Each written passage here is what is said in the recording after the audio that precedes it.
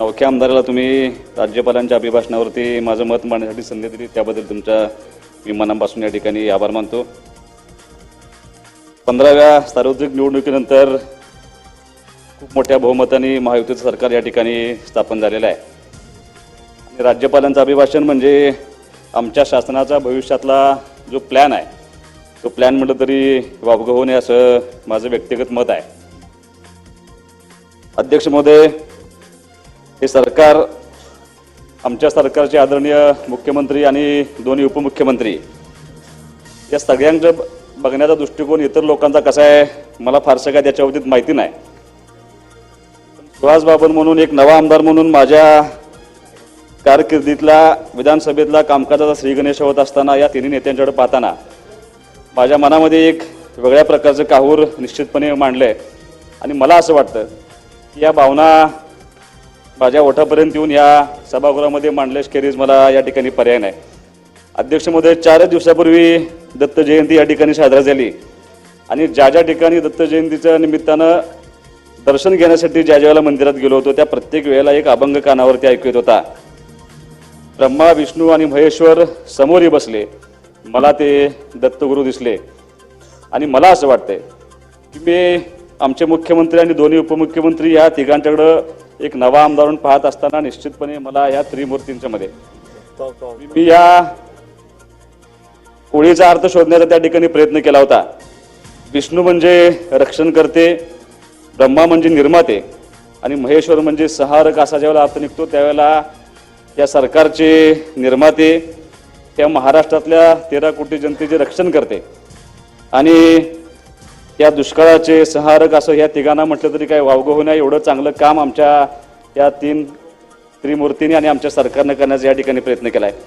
अध्यक्ष महोदय, 62 मुद्द्यामध्ये आदरणीय महामहिम राज्यपालांनी त्यांचं अभिभाषण त्या ठिकाणी केलंय, पण माझ्या दृष्टीनं ह्या 62 पैकी अत्यंत महत्त्वाचं काय असेल तर ते कृषी विभागासाठी आणि शेतकऱ्यांसाठी ज्या काही योजना आमचं शासन राबवते त्यामध्ये प्रधानमंत्री किसान सन्मान योजना असेल, मुख्यमंत्री वयराजा मोफत योजना असेल, वीज योजना असेल, पीक विमा योजना असेल, मागील त्याला सौर पंप असेल, ह्या सगळ्या योजना राबवत असताना मी साहेब एवढंच तुम्हाला सांगतो, शेतीचा उद्धार म्हणजेच शेतकऱ्यांचा उद्धार आणि पर्यायानं देशाचा उद्धार ह्या सूत्रावरती हे राज्य शासन काम करत आहे। त्यामुळे मी सर्वांच्या वतीने यांचं मनापासून पहिल्यांदा या ठिकाणी अभिनंदन करतो।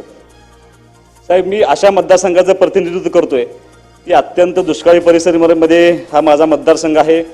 पूर्वी या मतदारसंघाला आणि आमच्या सगळ्या परिसराला मानदेश म्हटलं जायचं। आदरणीय सहकारी आमचे सत्यजित भाऊंनी जसं सांगितलं, गदे माडगुळकर हे माझ्या मतदारसंघातील आटपाडी तालुक्यातले माडगुळे गावचे सुपुत्र आहेत आणि ह्या दुष्काळाचं आणि ह्या मतदारसंघाचं आणि या मानदेशाचं विश्लेषण करत असताना त्यांनी सांगितलं होतं, मानदेश माझा दांडगा जसा भाकरीवरचा सांडगा, म्हणजे भाकरी अशी शुष्क आहे आणि त्या शुष्क प्रदेशावरती सांडग्यासारखा हा मानदेश माझा वसलेला आहे। साहेब, अत्यंत दुष्काळी परिस्थितीमध्ये हे आमचा मतदारसंघ असताना मी तुम्हाला एवढंच सांगतो, यापूर्वी ह्या सभागृहामध्ये माझे वडील कैलासवासी आमदार अनिल बाबर यांनी या ठिकाणी काम केले आणि 95 साली आशिया खंडातली सगळ्यात मोठी उपसा सिंचन योजना म्हणजे आपल्या राज्यपालांच्या भाषणामध्ये त्यांनी सांगितलं की 167 सिंचन प्रकल्पांना त्या ठिकाणी प्रमाण दिला आणि 25 लाख हेक्टर क्षेत्र ओलिताखाली आणण्यामध्ये या शासनाचं खूप मोठं योगदान आहे। माझ्या मतदारसंघातली आशिया खंडातली सगळ्यात मोठी टेंबू उपसा सिंचन योजना साहेब ही 95 साली युती सरकारनं मान्यता देण्यापासून 2024 पर्यंत ही योजना पूर्ण करून घेण्यापर्यंत ह्या सरकारचा त्या ठिकाणी खूप मोठा वाटा आहे। मला एक आठवण म्हणून फक्त एवढीच सांगायचं आहे की ज्या वेळेला 2014ची निवडणूक संपली, माझे वडील या ठिकाणी आमदार म्हणून युतीमधून निवडून आले होते। साहेब, एक आठवण एवढीच तुम्हाला सांगतो, मी फारसं काय या विषयावरती बोलणार नाही, पण 2002 साली ज्या वेळेला या सभागृहामध्ये विदर्भ विरुद्ध पश्चिम महाराष्ट्राचा तात्विक वाद सुरू होता त्यावेळेला माझे वडील पश्चिम महाराष्ट्राची बाजू मांडत होते आणि विदर्भाची बाजू आत्ताचे मुख्यमंत्री आदरणीय देवेंद्र फडणवीस साहेब त्या ठिकाणी मांडत होते।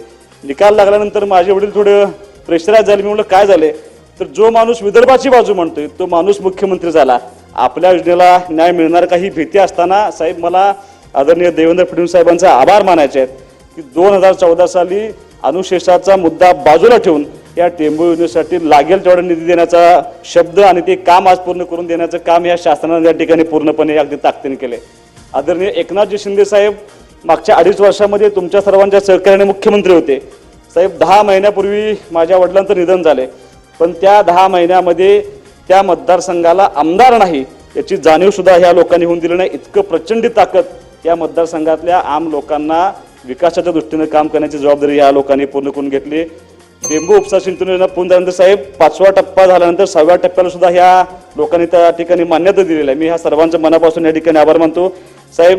मी सगळ्या मुद्द्यांच्यावर बोलणार नाही, पण लाडकी बहीण मुफ्ती इस्माईल या मुद्द्यावरती फक्त साहेब मी तुमच्या सर्वांचा आभार मानतो. ही लाडकी बहीण योजना असेल, या सगळ्या शासकीय योजना असतील, या सगळ्यांचा लाभ देण्याच्या दृष्टीनं साहेब आमच्यावरती आज आरोप होतोय की आम्ही ईव्हीएमच्या भरोश्यावरती निवडून आलो. तर मला एवढंच सांगायचं आहे, मला ज्या लोकांनी ईव्हीएम वरती आमचा आरोप करतायत त्या सर्वांनी एकदा आमच्या मतदारसंघामध्ये यावं, झालेलं काम बघावं. पंचायत समिती, जिल्हा परिषद सारख्या पंचायत राज व्यवस्थेमध्ये नशीब आजमावणारा सुहास बाबर ज्यावेळेला 78,000 मताच्या मताधिक्याने ह्या विधानसभेमध्ये येतो, त्यावेळेला ह्या शासनानं केलेल्या कामाच्या भविष्यात त्यांच्या आशीर्वाद येतो. एवढं प्रचंड काम करण्याची भूमिका आमच्या शासनाने घेतली. तुम्ही साहेब आम्ही विनंती केली, आम्ही मगाशी त्या आमच्या पक्षाची मिटिंग असल्यामुळे आम्हाला बाहेर बोलवलं होतं, तरी तुम्ही आम्हाला या ठिकाणी बोलण्याची संधी दिली. मी राज्यपालांच्या अभिभाषणाचं या ठिकाणी समर्थन करतो आणि सरकारचं अभिनंदन मानून थांबतो. जय हिंद, जय महाराष्ट्र. अध्यक्ष